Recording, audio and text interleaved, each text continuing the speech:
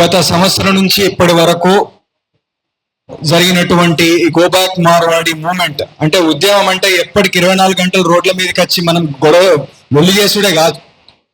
అనేక సమస్యలు వచ్చినాయి. వాళ్ళ వల్ల దెబ్బతిన్న వాళ్ళు కావచ్చు, సమస్యలకు ఇబ్బందులకు గురైన వాళ్ళు కావచ్చు, వివిధ ప్రాంతాల లోపల, వరంగల్ లోపల, అదేవిధంగా అమన్గల్ లోపల, ఇంతకుముందు అనేకనట్టు స్టేషన్ కన్పూర్ లోపల అనేక ప్రాంతాల లోపల సమస్యలు ఉత్పన్నమైనప్పుడు ఇక్కడ ఉన్నటువంటి మీడియా మిత్రులు కావచ్చు, తొలి వెలుగు రగన్న, అదేవిధంగా మన కాలోజీ టీవీ దాసరి శ్రీనివాస్ అన్న, ప్లస్ టీవీ నగేష్ అన్న, ఇట్లా మొత్తం మీడియా మిత్రులు అందరూ కలిసి పృథ్వీరాజ్ అన్నతో సహా అందరూ కలిసిపోయి అక్కడ ఉన్నటువంటి సమస్యను పరిష్కరించారు. ఇది ఒక స్వరూపం, ఇది పోరాటం యొక్క స్వరూపం. కాకపోతే ఇందులో మనం చాలా నిశితంగా పరిశీలించినటువంటి అంశాలు, చాప కింద నీరు లెక్క ఈ రోజు వృత్తుల్లోపటికి మాల్వాడి అనేటటువంటి ఒక గ్రామం నుంచి వచ్చినటువంటి ఆ కమ్యూనిటీ, అది కూడా అక్కడ అగ్రవర్ణ వైశ్య కమ్యూనిటీ ఇక్కడికి వచ్చి అన్ని వృత్తుల్లోపట ప్రవేశించింది, చాలా నెమ్మదిగా ప్రవేశించింది. ఈ రోజు అంటారు మీరంతా వేర్పాటువాదులు, ఇక్కడ కూర్చున్నటువంటి వ్యక్తులందరినీ, మాట్లాడే వాళ్ళందరినీ కూడా పాటలు వాడినా మాట్లాడినా మీరంతా వేర్పాటువాదులు, ఎక్కడ పని లేదు అనేటటువంటి విషయాన్ని బాగా మాట్లాడుతున్నారు, కామెంట్స్ లలో మెన్షన్ చేస్తా ఉన్నారు. ఎవరు వేర్పాటువాదులు? మార్వాడీల మీద ఆ రోజు ఉద్యమం చేయడంతోనే వాళ్ళకు రక్షణ ఇవ్వడానికి, రక్షణ కల్పించడానికి, వాళ్ళ తరపున మాట్లాడడానికి బీఆర్ఎస్ పార్టీ వచ్చింది, వాళ్ళ తరపున మాట్లాడడానికి కాంగ్రెస్ పార్టీ మహేష్ గౌడ్ వచ్చిండు. ఇక బీజేపీ అయితే మార్వాడులకు మాకు తేడా లేదనేటువంటి విధంగా కేంద్ర మంత్రుల దగ్గర నుంచి మొదలు పెడితే ప్రతి ఒక్కరూ వాళ్ళను ఇట్లా సంకనెక్కించుకొని వచ్చి మరీ మాట్లాడారు. అంతకుముందు అక్కడ మన మిర్యాలగూడ ప్రణయ్ హత్య కేసు లోపల కూడా అట్లా వాళ్ళు తప్పు చేసినప్పుడు మరి తప్పు చేసిరని మాట్లాడడానికి ఎవరు రాలేదు, చంపిరని మాట్లాడడానికి ఎవరు రాలేదు. కంచాయలయ్య సార్ పుస్తకం రాస్తే మాత్రం ఆయన మీద దాడికి వచ్చేసారు. అంటే ఎవరి తరపున ఉన్నది ప్రభుత్వం కానీ, రాజకీయ పార్టీలు కానీ, ఏ వర్గాల తరపున ఉన్నాయి అనేటివి ఒకసారి మనం ఆలోచించాలి. ఎందుకంటే మనం ఇక్కడ ఉద్యమం, పోరాటం అందరినీ కూడగట్టుకొని, అన్ని వర్గాల ప్రజల్ని, నష్టపోయినటువంటి వర్గాల ప్రజల్ని కూడగట్టుకొని మనం ఉద్యమం చేస్తాం. కానీ ఎక్కడి నుంచి ఆ మార్పు రావాలి, ఎవరిని కదిలించాలి? అది కదిలించవలసింది ప్రభుత్వాన్ని. ప్రభుత్వం చేతిలోపట ఉన్నది. ఎందుకంటే తెలంగాణ వస్తే తెలంగాణ ఆకాంక్షలు నెరవేరాలి, తెలంగాణ ప్రజల అమరవీరుల యొక్క ఆశయాలు నెరవేరాలి అని చెప్పనంటే అది ఎవరి చేతులలో ఉండాలి? అది ఎవరైతే ప్రభుత్వాన్ని ఏర్పాటు చేస్తున్నారో వాళ్ళ చేతులలో ఉంటది. పాలసీ మేకర్స్ ఎవరైతే ఉన్నారో వాళ్ళ చేతులలో కదా ఉంటది. అక్కడి నుంచి మొదలు కావాలి. కానీ తెలంగాణ వచ్చినాక ఏమైంది? సేవల రంగం, నేను గతంలో కూడా చాలా సార్లు చెప్పిన అనేక వేదికల మీద, సేవల రంగం లోపట, ఉత్పత్తి సేవల రంగం లోపట గ్రామీణ ఆర్థిక వ్యవస్థ నుంచి మొదలు పెట్టుకొని చూసుకుంటే దాదాపు 15 నుంచి 30% ఆర్థిక వ్యవస్థ ఎవరు ఆక్యుపై చేసుకున్నారంటే ఇక్కడ కేవలం 4-5 లక్షల మంది ఉన్నటువంటి మార్వాడీలు ఆక్యుపై చేసుకున్నారు. ఎట్లా ఆక్యుపై చేసుకోగలిగారు? తెలంగాణ వచ్చిన తర్వాత కూడా ఎవరు తలుపు తెరిస్తే ఎవరు రమ్మంటే వచ్చిర్రు, ఎవరు దొంగలు? ప్రాంతపోడే దొంగ, ప్రాంతపోడే దానికి అవకాశం ఇచ్చిండు. మీరు ఒకసారి బాగా గమనించుకోండి, సినిమా వాళ్ళు ఉన్నారు, అస్సలు బాధపడనటువంటి కమ్యూనిటీలు కొన్ని ఉన్నాయి, సినిమా రంగము, ఈ మార్వాడి రంగము. ఎందుకంటే సినిమా రంగంలో ఒకసారి మీరు చూస్తే ఎంత లాయల్గా ఉన్నది కేసీఆర్ ప్రభుత్వం, ఎంత లాయల్టీగా ఉన్నది ఈ రోజు రేవంత్ రెడ్డి ప్రభుత్వం. ఆ రోజు అల్లు అర్జున్ విషయం లోపల ఏదో చేస్తాడని చెప్పి మీకు సినిమా వాళ్ళ కోసం ప్రత్యేక చట్టాలు దేవన్నా అని చెప్పి కారద్దం మాటలు మాట్లాడినటువంటి రేవంత్ రెడ్డి తర్వాత వాళ్ళు టికెట్ రేట్లు పెంచుకోవడానికి ఆయన జీవో ఇష్యూ చేసే పరిస్థితికి వచ్చింది. అంటే ఎక్కడ ఉన్నాం మనము? ఈరోజు వేర్పాటువాది అని చెప్పి మాట్లాడుతూ ఉన్నారు. ఎవడు వేర్పాటువాది? ధర్మేంద్ర ప్రధాన్, మొన్న రాజీనామా చేసినటువంటి కేంద్ర విద్యాశాఖ మంత్రి ధర్మేంద్ర ప్రధాన్, ఆయన ఎక్కడో కాడ ఒక ధర్నా, ఒక లొల్లేదో చేస్తా ఉంటే ఆంధ్రకు సంబంధించినటువంటి ఒక మీడియా మిత్రుడు పోయి మైక్ ముంగడ పెట్టి మాట్లాడరు అని చెప్పనంటే నేను ఆంధ్రులతోటి మాట్లాడా, ఓన్లీ ఒడిశా వాళ్ళతోటే మాట్లాడతా, go back Andhra, go back Andhra, go back Telugu అని చెప్పి మాట్లాడినోడు ధర్మేంద్ర ప్రధాన్. ఉత్తరాది భరత జనని జిందాబాద్ అని చెప్పినోడు ధర్మేంద్ర ప్రధాన్. ఎవడ్రా భయ్ ఏర్పాటువాదులు? మేమా? ఇక్కడ మేము ఎవరిని వ్యతిరేకించలేం. మా ప్రాంతపు అస్తిత్వము, మా ఆకాంక్షలు, మా ఉద్యమ ఆకాంక్షలు, మా తెలంగాణ అమరవీరుల యొక్క ఆకాంక్షలు ఏవైతే ఉన్నాయో, ఎందుకు చచ్చిపోయారు, ఎందుకు ఉద్యమం జరిగింది, ఉద్యమం జరిగినటువంటి ఘటనను మీరు మర్చిపోతా ఉన్నారా? ప్రజల్ని తెలంగాణ లోపల ఉండి ఇవన్నీ అవసరమా అని చెప్పి ఇట్లా ఇష్టం వచ్చినట్టు మాట్లాడేటటువంటి, తెలివి తక్కువ మాటలు మాట్లాడేటటువంటి వ్యక్తులకు ఒక ప్రశ్న, ఎందుకు ఉద్యమం చేసినాం? మన రాష్ట్రంలో మనం బ్రతుకుతానం అని చెప్పనంటే ఇదేనా బ్రతుకు? విశ్వకర్మల గురించి నేను చెప్తా, సంస్కృతి మీద ఎట్లా దాడి జరిగిందో. చిన్నప్పుడు మేము చూసేటోళ్ళం, మా నాన్న మట్టెలు పుస్తలు చేస్తే ఎవరైతే చేపించుకున్నారో, పెళ్ళైతేనే చేపించుకునేది మట్టెలు పుస్తలు, వాళ్ళందరూ కూడా సప్పుడుతోటి ఎదుర్కొని వచ్చి బియ్యము కూరగాయలు ఇచ్చి చాలా గౌరవప్రదంగా మట్టెలు పుస్తలు తీసుకొని పోయేటోళ్ళు. ఈ సంస్కృతి ఈ రోజు గ్రామాల లోపల ఉన్నదా? ఎక్కడన్నా కాబట్టి ఇప్పుడు అసలు నేను చెప్పిన విషయం చాలా మంది జన్ యువత కూడా తెలిసి ఉండదు.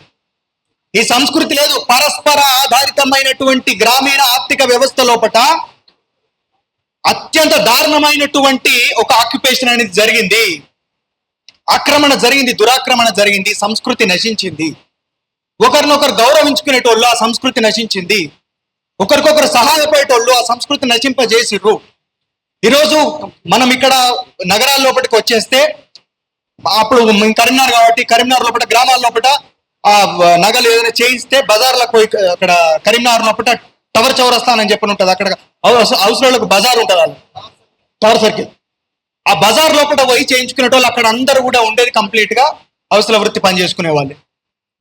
ఈ రోజు పెళ్లిళ్ళైనా పేరెంటాలైనా ఎట్లాంటి కార్యక్రమాలైనా వృత్తితోటి ఈరోజు పనిలేదు. చక్కయే జాయలు కాసుకో, లేకపోతే ఇంకేదో పెద్ద షాపింగ్ మాల్, ఈ జ్యువెలరీస్ ఉన్నాయి. ఇప్పుడు ఈ జ్యువెలరీస్ అన్ని ఎవరి చేతుల్లో ఉన్నాయంటే మళ్ళీ గిట్లే ఠాకూర్, మిశ్రా, జైస్వాల్ లాంటి పెద్ద పెద్దోళ్ళ ఈ మార్వాడి బ్యాచ్ చేతుల లోపటనే ఉన్నది.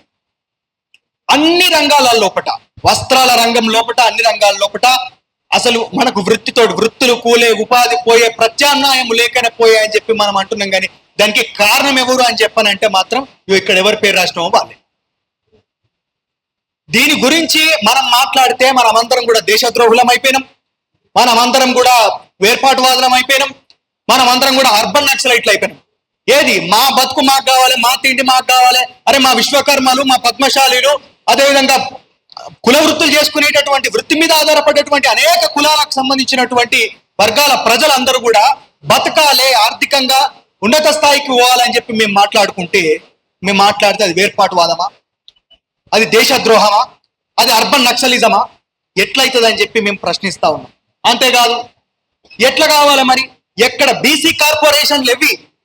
ఈరోజు తెలంగాణ ఆర్థికంగా ఎదుగుతుంది, పరికాప్టా ఇన్కమ్ లోపల మాది 3వ స్థానంలో ఉన్నది, 1వ స్థానంలో ఉన్నది అని చెప్పి గప్పాలు కొట్టినటువంటి ప్రభుత్వాధినేతలను, గత ప్రభుత్వాలను మేము ప్రశ్నిస్తున్నటువంటి విషయం ఏంటంటే, ఎవని స్థూల ఆదాయాన్ని బట్టి నువ్వు పరికాప్టా నిర్ణయిస్తున్నావు అని చెప్పి మేము అడుగుతా ఉన్నాం.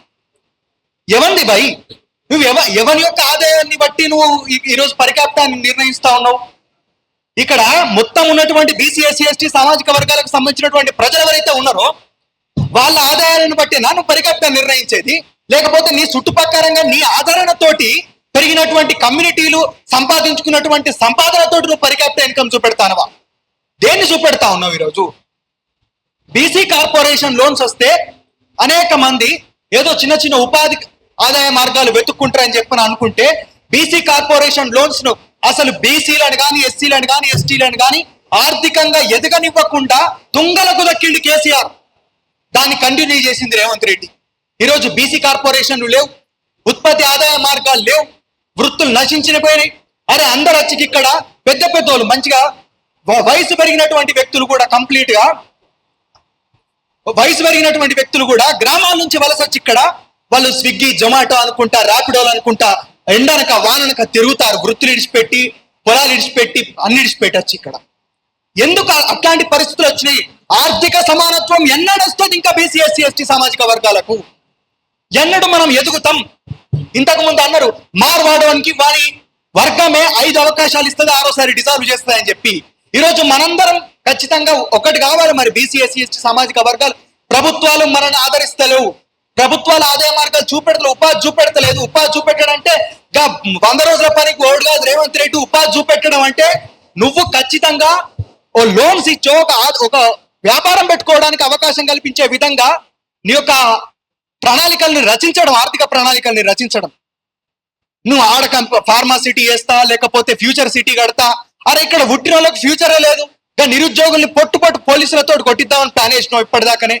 మేము ఇంతకుముందు మీడియా ద్వారా ప్రజలకు చెప్పదలుచుకున్నటువంటి విషయం, చాలా దౌర్జన్యం చేసే ప్రయత్నం చేశారు పోలీసులు. పృథ్వీరాజన్న రాకపోతే ఇక్కడ లాఠీ చార్జ్ అవ్వు, మీడియా మిత్రుల మీద లాఠీ చార్జ్ అవ్వు. అడగద్దా నిరుద్యోగులు? ఇంకెంతకాలం నాన్స్తారని చెప్పి ప్రభుత్వాలను ప్రశ్నిస్తా ఉన్నాం. కాబట్టి పాలసీ మేకింగ్ లోపల మనం భాగస్వామ్యం అయితేనే తప్పించి మార్పు రాదు. అంతకు మించినటువంటి మార్గం లేదు. ఉద్యమాలు చేయాలి, ఉద్యమాలు నడవాలి, నిరంతర నీటి నదీ ప్రవాహం లాంటి ఉద్యమం చేస్తా అంటేనే చైతన్యం అనేది పుడుతుంది. ఆ చైతన్య శక్తిని రాజకీయ శక్తి తీసుకొని వచ్చి మార్పుకు మనం సిద్ధంగా ముంగటికి పోయే ప్రయత్నం చేయాల్సిందే. అట్లా చేస్తే మాత్రమే ఈ రోజు మార్పు సాధ్యమవుతుంది. తెలంగాణ లోపట ప్రాణాలు కోల్పోయినటువంటి బీసీ ఎస్సీ ఎస్టీ సామాజిక వర్గాల నుంచి వచ్చి వాళ్ళ ప్రాణాలని భావి తరాల కోసం త్యాగం చేసినటువంటి అనేక మంది పోరాట యోధుల అమర యోధుల యొక్క అమర వీరుల యొక్క ఆకాంక్షలు ఆశయాలు నెరవేరాలంటే ఈ యొక్క స్టాండ్ మీద మన అందరం నిలబడాల్సిందే. బాధితులు ఇంతకుముందు విమలక్క గారు చెప్పినట్టు బాధితులు మాట్లాడాలి. ఎవరైతే మార్వాడీల వల్ల గ్రామాల లోపల నష్టపోయినటువంటి సామాజిక వర్గాలు ఉన్నాయో వాళ్ళందరూ మీడియా ముంగటికి వచ్చి మాట్లాడు. ఇది వేదికనే కదా, ఈ వేదిక లోపల మేమే ఎందుకు మాట్లాడాలి? మీరు వచ్చి మాట్లాడుర్రి, దుఃఖపడ్డోళ్ళు మాట్లాడుర్రి, గాయపడ్డోళ్ళు మాట్లాడుర్రి, ఏడ్చేటోళ్ళు మాట్లాడుర్రి, బతుకులు కూలిపోయిన వాళ్ళు మాట్లాడుర్రి. అప్పుడు ప్రజలు వింటారు కదా, అప్పుడు ఉద్యమం కదులుతుంది కదా. ఇప్పుడు మేము వరితే ఇట్లా వరతారు వీళ్ళని చెప్పని ఒక పేరేసిరు, వేసుకోరు. మేము ఇంకా వరతాం, ఇంకా మాట్లాడతాం, ఇంకా పాటలు రాస్తాం, ఇంకా గర్జిస్తాం, ఇంకా గట్టిగా మాట్లాడతాం. కాకపోతే ఎవరైతే బాధపడుతున్నారో, ఎవరు ఇబ్బందులు ఎదుర్కొంటున్నారో, కేవలం not only go back Marwadi కాదు, మొత్తం అన్ని విషయాల లోపల ప్రభుత్వం చేస్తున్నటువంటి అరాచకాల లోపల చూపిస్తున్నటువంటి నిర్లక్ష్యం లోపల బాధితులైనటువంటి ప్రతి ఒక్కరు ముంగడికి రండి. అందరం కలిసి పోరాటం చేద్దాం, మన యొక్క హక్కుల్ని సాధించుకుందాం. ఖచ్చితంగా రచయితలను ఆహ్వానించండి అని చెప్పి ఇంతకు ముందు ఒక ప్రతిపాదన కూడా జయతిరి తిరుమల సార్ చేసిండ్రు. రచయితలు ఎవరైతే ఉన్నారో పార్టీలకు ఈరోజు కొంచెం అక్కడ పార్టీలు ఇచ్చేటటువంటి వాళ్ళు ఆదరిస్తున్నారు కదా అని చెప్పి అక్కడికి వెళ్ళినటువంటి వాళ్ళు ఉన్నారు. వాళ్ళు కూడా ఓపెన్ ఆఫర్ ఇచ్చినామని చెప్పి పృథ్వీరాజ్ అని చెప్పిండు. ఓపెన్ ఆఫర్ ఇచ్చినా ఇవ్వకుండా మీ బాధ్యత, రచయితలు ఎవరైనా ఉన్నారంటే మీ సామాజిక బాధ్యత, మీరు ఖచ్చితంగా రావాల్సిందే, రాయవలసిందే.